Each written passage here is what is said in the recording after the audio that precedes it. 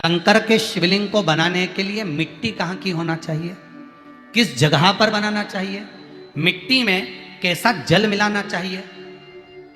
जब शिवलिंग का निर्माण करें, शंकर के शिवलिंग को जब बनाएं तो सबसे पहले कैसे बनाएं, उस तक का विधान शिव महापुराण में और लिंग पुराण में कहा गया। महाराज कहा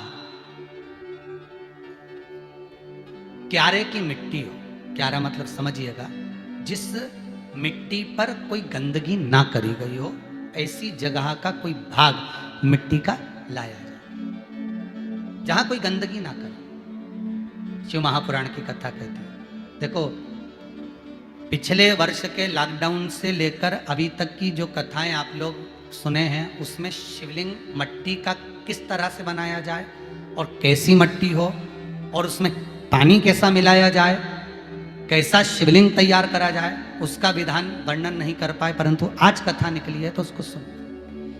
क्यारे की मिट्टी, क्यारे की मिट्टी मतलब जिस मिट्टी पर कोई गंदगी ना करी गई हो, ऐसी जगह की मिट्टी को लेकर जाए और मिट्टी को लाने के बाद थोड़ा पानी का सींचन कर दें, अर्थात घर में लाएं तो उससे पहले मिट्टी को पवित्र करें। अपने घर में गंगा जल रखा हो, यमुना जल रखा हो, सरयू जी का जल रखा हो, उससे मिट्टी का सींचन कर दें।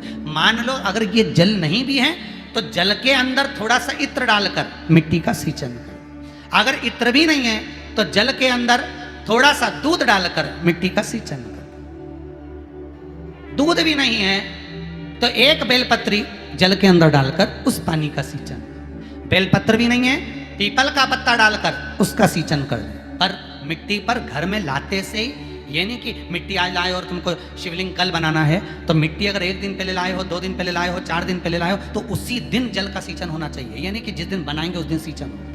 मिट्टी पर पानी का छींटा, सींचन भले ज्यादा मत डालो पर छींटा तो उस दिन लगा देना चाहिए जिस दिन घर में मिट्टी लेकर आए हो, जिस दिन लेकर।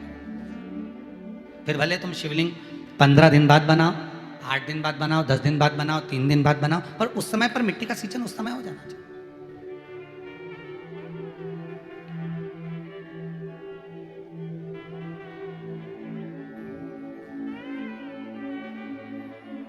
फिर कहा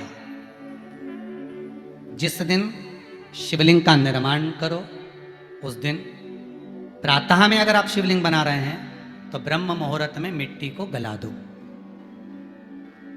किस पानी से गलाना है उसका भी प्रमाण, उसका भी शास्त्र वर्णन करा। किस जल से गलाया जाए, शिव महापुराण की कथा कहती है अगर आपको आज शिवलिंग का निर्माण करना है, शाम को आप शिवलिंग का निर्माण कर रहे हो, तो अपने पानी का जो मटका होता है, हंडा होता है, रसोई घर में जहां पानी भर कर रखते हो, उसके नजदीक में एक कलश जिसमें अलग से ताजा जल भरा जाए और उस पर प्लेट ढकी हो और उस पर एक चावल का दाना रखा हो, उस जल को लेकर आओ।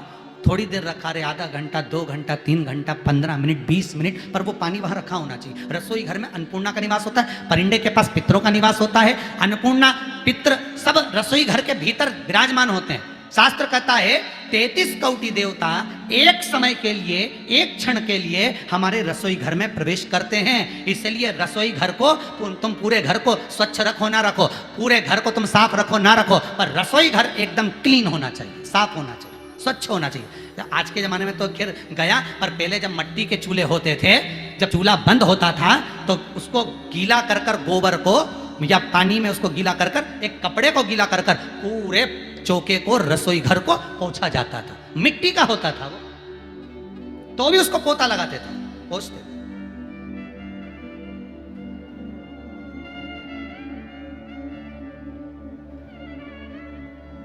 तो पहला क्रम है पार्थिव शिवलिंग का निर्माण। सावन के महीने में अगर आप शिवलिंग बनाते हैं, सोमवार को शिवलिंग बनाते हैं, तो नियम ध्यान रखिएगा महाराज, लिंग पुराण से है, उसका नियम ध्यान रखिए। क्या करना है, मिट्टी को लाना है, जल का छींटा देना, छींटा जरूर देना है। घर में लेकर आए और जल का छींटा होना जरूरी है। 2 दिन तक, 3 दिन तक मिट्टी रखी हुई है और उसके बाद अगर आपने पानी का छींटा नहीं दिया है और आपने डायरेक्ट मिट्टी को गला दिया और उसके बाद बनाया, तो उसका कोई प्रमाण नहीं। जल का छींटा अवश्य। फिर उसको रख दें, 15 दिन बाद बनाओ, 4 दिन बाद बनाओ, 3 दिन बाद बनाओ, 2 दिन बाद बनाओ। शिवलिंग जब बनाओ तब उस मिट्टी को, जो कलश आपने रसोई घर में रखा है चावल का दाना रखकर प्लेट के ऊपर, अर्थात उस कलश का जल उस मिट्टी में थोड़ा सा डालिए। क्यों डाला जाता है उसका भी भाव वर्णन किया है। अब भविष्य पुराण, स्कंद पुराण और अग्नि पुराण, इन तीनों से ले लिया गया, वर्णन किया गया। जब उस कलश का जल हम डालते हैं तो उस कलश में पितरों का भाव आ जाता है, अन्नपूर्णा का भाव आ जाता है, घर में लक्ष्मी का भाव आ जाता है, संपदा का भाव आ जाता है। पूरे 24 घंटे के अंदर एक क्षण के लिए रसोई घर में 33 कोटि देवता आते हैं, तो वो देवता का सारा भाव उस कलश के अंदर आ जाता है। और वो जल जब हम उस मिट्टी में मिलाते हैं तो गंगा, यमुना, सरयू, सरस्वती, ये 33 कोटि देवता में, तो इन सब का आनंद उस जल में आ जाता है। और वो जल जब हम मिट्टी में मिलाते हैं तो मिट्टी पवित्र हो जाती है, स्वयं कैलाश अधिपति को स्वीकार करने के लायक हो जाती है, निर्मित करने के लायक हो जाती है।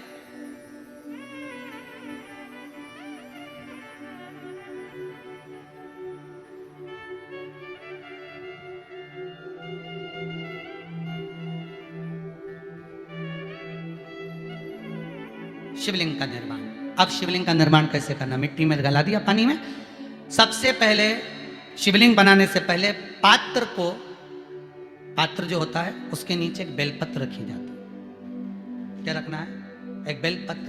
शंकर को झेलने के लिए कोई साधारण नहीं है पात्र जिसपे झेला जाए। स्वयं गंगा शिव की जटा में और आप शंकर के शिवलिंग का निर्माण कर रहे हो, कोई साधारण नहीं हो सकता। स्वयं आप विदेश्वर संहिता के अंतर्गत पढ़े कि ब्रह्मा और विष्णु, ब्रह्मा ऊपर जा रहे हैं, भगवान विष्णु नीचे जा रहे हैं, तो पता नहीं कर पा रहे कि यहां चरण कहां पर और शीश कहां पर है, उसको जान ही नहीं पा रहे।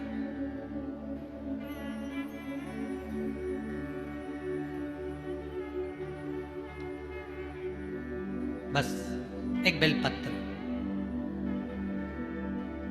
साधारण भाव में बेलपत्र भी सीधा भाग, और इस बेलपत्र की जो डंडी है वो उत्तर दिशा में रखना है थाली के अंतर्गत। जब आप शिवलिंग का निर्माण करो उत्तर, इसके ऊपर जो गलाई हुई मिट्टी है वो डाल दीजिए।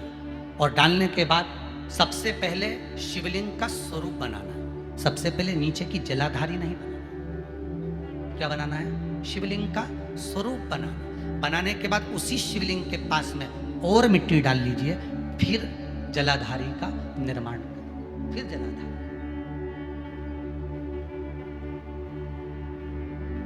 शिवलिंग जलाधारी निर्मित हो गई। शंकर जी का संपूर्ण परिवार शिवलिंग में रहता है, आपको पहले भी कहा।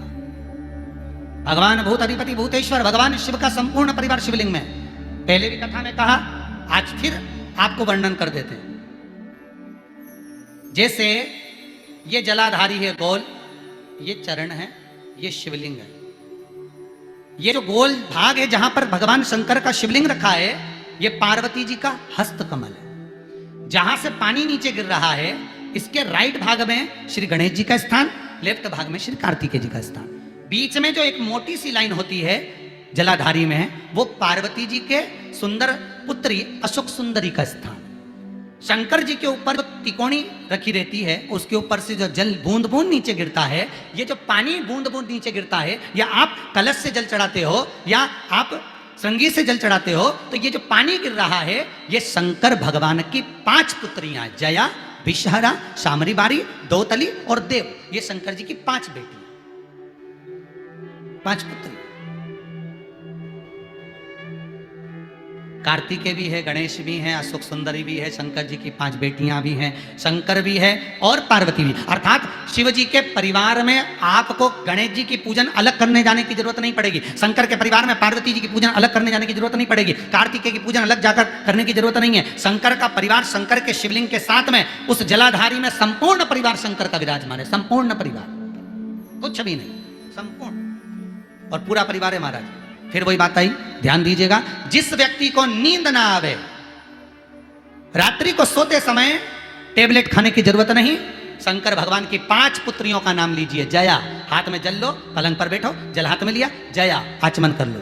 विषहरा आचमन कर लो, शामली बारी आचमन कर लो, दौतली आचमन कर लो और देव आचमन कर लो। ये शंकर की जो 5 पुत्रियां हैं, ये ऐसी पुत्रियां हैं जो निंद्रा देवी को लेकर आती हैं और हमें विश्राम का आनंद सुख प्रदान करती हैं, हमारे नयनों पर विराजमान रहती हैं। हाँ, यदि विवाह नहीं हो रहा, शादी नहीं हो रही है, बहुत समय से लगन देख रहे हो, शादी नहीं हो रही, बहुत समय से परेशान हो गए कि विवाह ही नहीं हो रहा, हम तो टेंशन में पड़ गए, लड़की 28 साल 30 साल का लड़का हो गया, विवाह नहीं हो रहा, कुछ मत करो। अष्टमी तिथि आए तो अशोक सुंदरी वाली जो जगह है वहां पर हल्दी की 7 बिंदियां लगा दो, लड़का लड़की का हाथ उस बिंदी पर रखवा दो, उसका नाम गोत्र बोलो, उसी हल्दी में उसके हाथ पीले करवा दो और पीपल के पेड़ पर उस हाथ के 5 छापे पड़वा दो, 3 महीने में विवाह पक्का हो जाता है महाराज। उसका इतना, अशोक सुंदरी के उस हल्दी का इतना प्रमाण,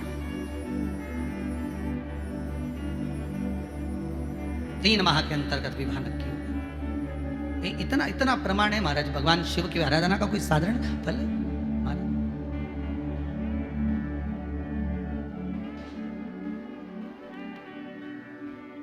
निर्मित करा शिवलिंग। एक बार सब जितने भी टीवी पर बैठे हैं, सम्मुख में कथा सुन रहे हैं,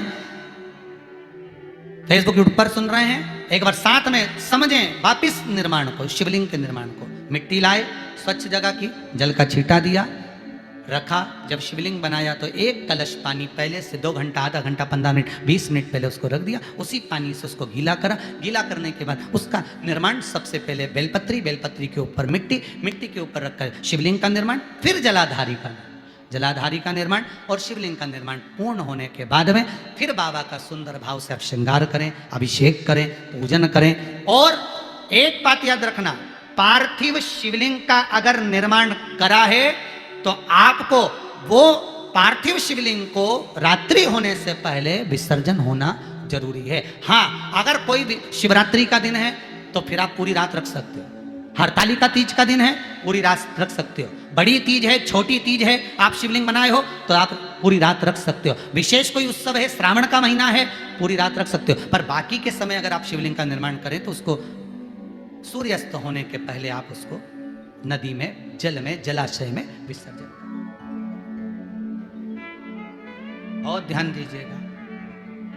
विसर्जन करते समय जब आप विसर्जन करें, पानी में अपने पात्र को, शिवलिंग को जब छोड़ें, उस समय पर ध्यान दीजिएगा कि शिवलिंग की जो जल की धार है, जिसका उत्तर की ओर जो जल की धार होती है, विसर्जन करते समय वो जल की धार अर्थात वो उत्तर का भाग हमारी ओर होना चाहिए और थाली इस तरह से पकड़ें कि वो भाग हमको जब डालें तो वो भाग हमको दिखे, थोड़ा सा नजर आए पानी में डालते समय। और जब वो थोड़ा भाग दिखता रहे, और जिसलिए आपने शिवलिंग बनाया, जिस कामना से आपने शिवलिंग बनाया है, वो कामना उस भाग को पानी में देखते देखते बोल दीजिए, वो कामना पूर्ण हो जाती है। इसको कहते हैं पार्थिव शिवलिंग का निर्माण करना और उसकी आराधना करना।